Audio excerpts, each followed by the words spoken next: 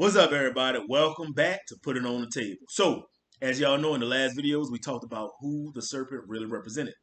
Well, again, we had another discussion and everything, and we were getting into it. And it was time for us to talk about Adam and Eve. So, we about to watch the video now where we had that conversation. Check out what Kush had to say on that. You had an interesting take on the serpent. What you think about Adam and Eve? Okay, you're right. We're gonna go there, but before I do, let me just interject that look, it's not about no matter how my rhetoric may sound, how offensive the my attack may seem. Don't take it as something intentional. Sometimes I've been doing what I've been doing for a few years now, a lot of years, about 10 years now. So, and I've been waiting for this opportunity, to let people know what's happening. God help me. You know what I'm saying? Me and two right here, we've been discussing these matters for years now. And I just want y'all to know, you know what I'm saying? It's not about hating nobody, no certain particular people, because we got good and bad people in every ethnicity. Fact. All right? Fact. So today, we're going to discuss more about human nature, right? And we coming from the book of Genesis, because believe it or not, the book of Genesis is really, I can't stress that enough, it's a mythological story, but it is real. It's the actual uh, uh, scripture or way that God, right, is trying to teach us about our nature. So, you know what they say? When you understand the nature of a thing, you really understand that thing. exactly. And that's why God is giving us this information in the book of Genesis, because he wants us to understand the nature of ourselves and his relationship with us. Everything has a nature, right? From the biggest of things to the smallest. Everything, living, non-living, matter, subatomic particles, from the macroism to the microism. Everything has nature, its own nature, right? So let's dive off into human nature, right? All right. I think we should do, fellas first. You know what I'm saying? I think we should start with Adam. What you got on Adam? What's the deal, or what is God telling us about Adam's nature in the Garden of Eden?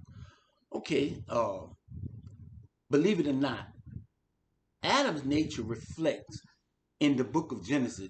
He Adam shows one of the most profound demonstrations of love I have ever witnessed in any book, in any story, or any kind of folklore or anything, right? Because Adam shows uh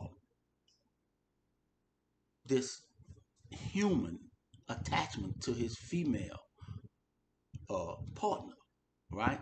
Now, first, Adam's partner is a woman named Eve, right?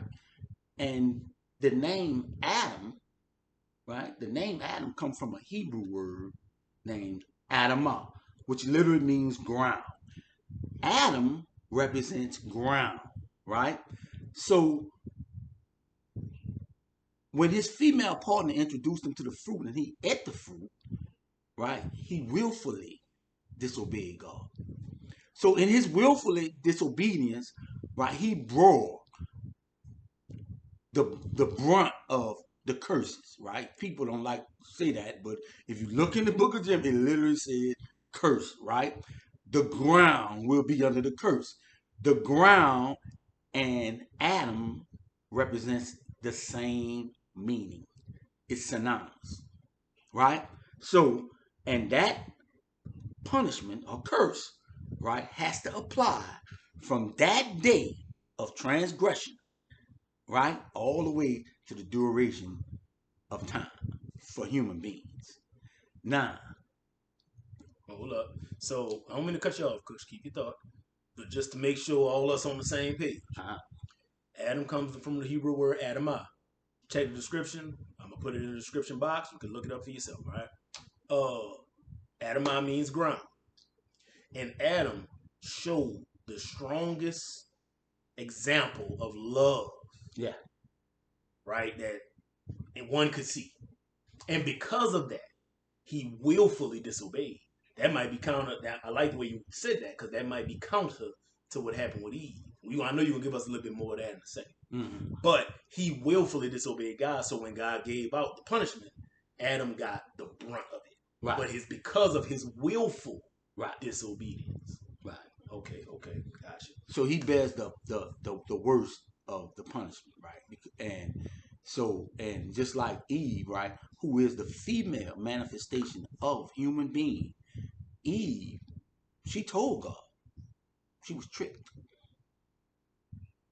Man, that's a whole lot of truth in that, right? Because like we discussed, Eve represents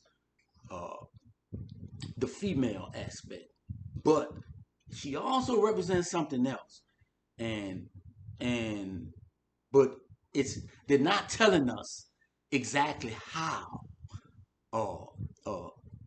she's being represented symbolically in the book of Genesis. Eve is truly the mother of all mankind and human beings. That's separate. That's separate from the human race, right? So her name, Eve, means it derives from the Hebrew word Eve, evening, right? And even the European mythological stories, their religion, that's their religion. They even have the name Vespera, which means evening or twilight, in between, the mixture of day and night, right? So if Eve is, once again, the female representation and the partner of human being, which was Adam, right? Who is the children of the serpent? Who is going to give birth to the children of the snake that's in the garden? Oh, snap. I see what you're saying. Because when God was handing down those curses, right, he spoke of seeds. He said, your seed is going to stomp on your seed's heads. Right. And your seed is going to nip at the heel of their seed, etc. Right. But the only female in the book of Genesis, or represented in the book of Genesis, is Eve. So it don't matter what seed is doing what. Eve is the mother of both. All mankind and human beings. All ethnicity of people come from Eve. Come from Mother Eve. And not only that, geneticists also agree with this. Every ethnic group of people have the microchromosome gene from an African woman.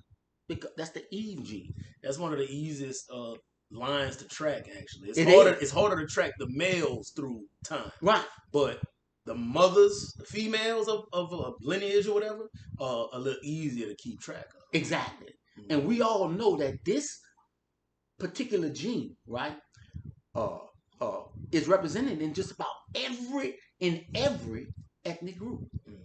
Right? So you have to ask the question, where's the man? Where's Adam representation? Right? Because the snake and the people who the snake represent, right, in this day, we can clearly see that they have this sentiment to keep themselves, their blood, separate from black people. Nobody wants that more than the other ethnic groups, right? And these people, not all white people or Indo-European people, right? Because I got to say Indo-European because you have to understand what Indo-European mean, right? Indo-European represents all people outside of Africa.